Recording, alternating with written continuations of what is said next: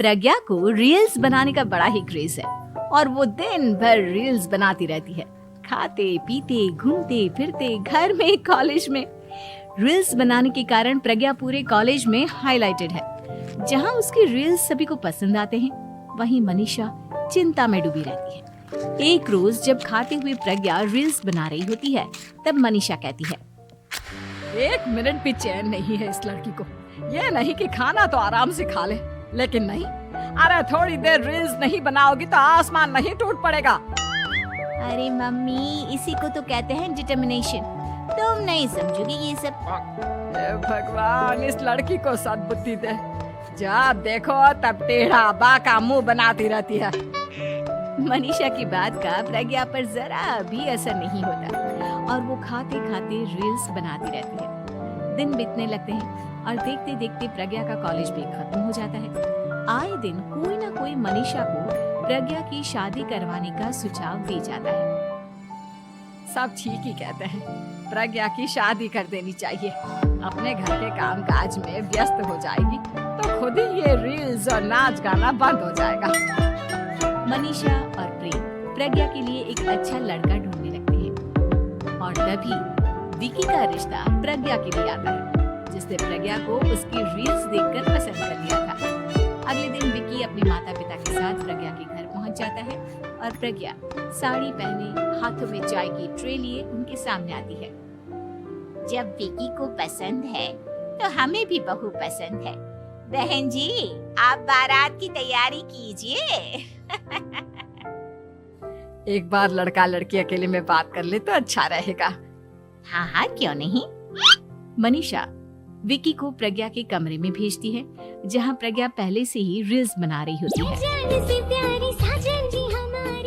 तभी विकी कहता है, आ गए आपके साजन जी।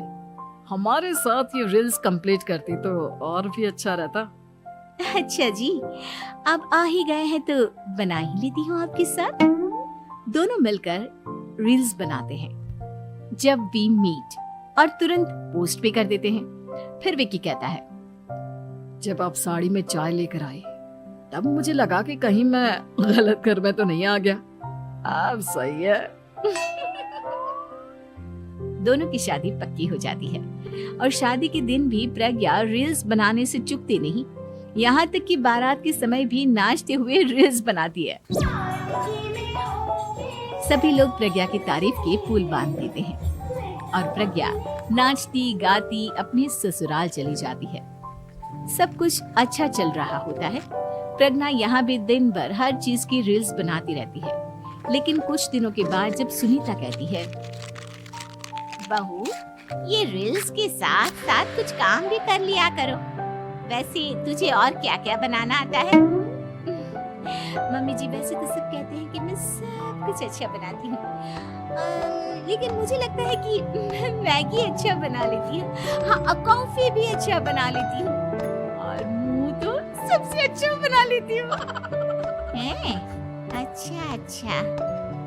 सुनीता अपना माथा पकड़ लेती है और कहती है, बहू, कुछ खाना बनाना भी सीख लेती। मम्मी जी, मैं लंबी प्लानिंग कर रही हूँ। जल्दी ही मैं इतनी फेमस हो जाऊंगी कि मुझे पैसे मिलने लगेंगे। हम दोनों सास बहू राज करेंगे, राज नौकर काम करेंगे और लोगों की तो लाइन लगेगी हमसे मिलने के लिए। तेरा दिमाग खराब हो गया है क्या बहू? हंसी मजाक तक ठीक है, लेकिन इस तरह घर नहीं चलते। जितना जल्दी हो इस घर के तौर तरीकों को सीख लो। प्रज्ञा मुंह घुमाकर चली जाती है और तुरंत उसी वक्त एक रील बनाती है। ये देख सुनीता का गुस्सा 7वें आसमान पर चला जाता है और विकी के घर आते ही सुनीता उसे सब कुछ बताती है। विकी भी अब प्रज्ञा की इन हरकतों से परेशान हो जाता है। तुम टेंशन मत लो मम्मा, मैं देख लूंगा। विकी कमरे में जाता है तो देखता है कि प्रज्ञा रील्स बना रही है। विकी बड़े ही प्यार से प्रज्ञा से कहता है, प्रज्ञा, इन सब के लिए मैं तुम्हें मना नहीं कर रहा हूँ, लेकिन फिर भी हर वक्त तो ये अच्छा नहीं लगता ना। समझने की कोशिश करो, मुझे भी तुम्हारा थोड़ा वक्त चाहिए। मैं जब ऑफिस से आता हूँ तो मुझे समय देने की जगह इसी में लगे रहते हो। तुम ज्यादा ही सोच रहे हो। तुम भी मेरे साथ रील्स बनाओ ना। तुम्हें भी बहुत अच्छा लगेगा। तुम्हें इज्जत से कोई बात समझ में नहीं आती क्या? दिमाग खराब हो गया है तुम्हारा इस चकाचौंध से। अगर तुमने अपना रवैया नहीं बदला तो मैं तुमसे दूर चला जाऊंगा। तुम ही रिश्ता लेकर आए थे, मुझे लड़कों की कमी नहीं थी और ना आज है। विकी दरवाजा पटक कर चला जाता है। धीरे धीरे विकी प्रज्ञा से दूर होता जाता है। एक रोज मनीषा प्रज्ञा के ससुराल उससे मिलने जाती है। तब सुनीता उससे कहती है, बहन जी, अब आई हैं तो कुछ दिन यहाँ रहकर जाइएगा, आप ही का घर है। हाँ मम्मी, बहुत दिन हो गए तुम्हारे साथ एक भी रील नहीं बनाई मैंने।